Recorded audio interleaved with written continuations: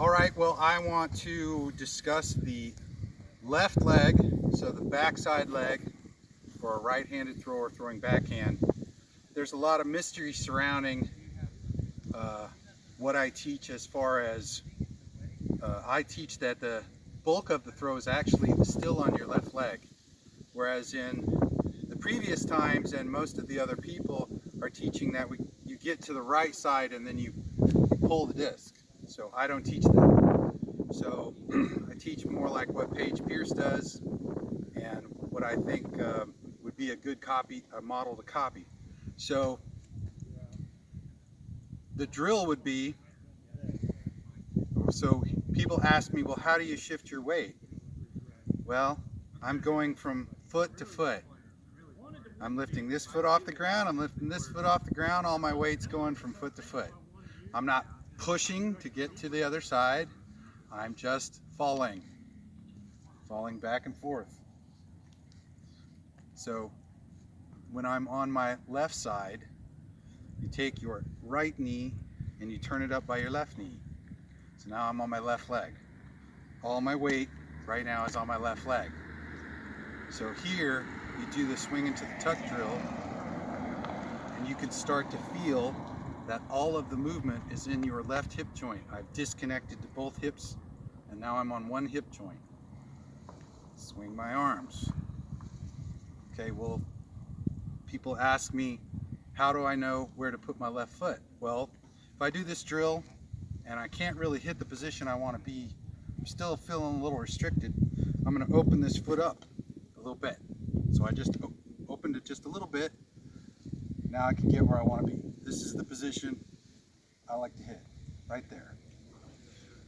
Here, then it would be a fall to the front,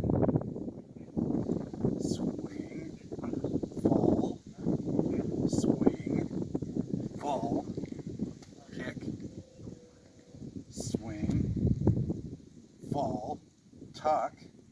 We're falling forward, landing on our lead foot. We're in the tuck, and we swing the left side through as a reaction of the swing on the back leg. You can see my knee is going around in a little circle when I do this. It goes around behind me, and then it goes and points down toward the target, but I'm not doing anything. But this simulates an X step. This is the same motion that you get in an X step, and you see that most of the pros land their foot slightly open to their hip joint, but not a lot, but a little bit, and that just frees up the ability to do that one step, which is the same as an X step where you're on your left side. It's left side, front side. Left side, front side. The bulk of it is actually back on my back leg, so you can use your back hip and your gluteus muscles and support yourself, but it's completely different timing than get to the front and pull, which is where you see people in this position. Thank you.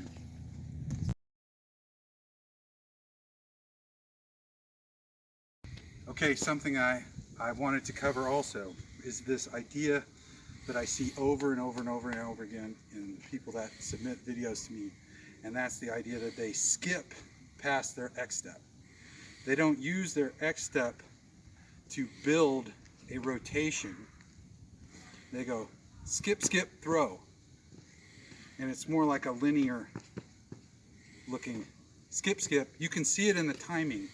It's hard for me to imitate it. I'll do the best I can, but they go skip past, throw. The idea being that you should be on your left foot for a very long time and on your right foot for a very short period of time.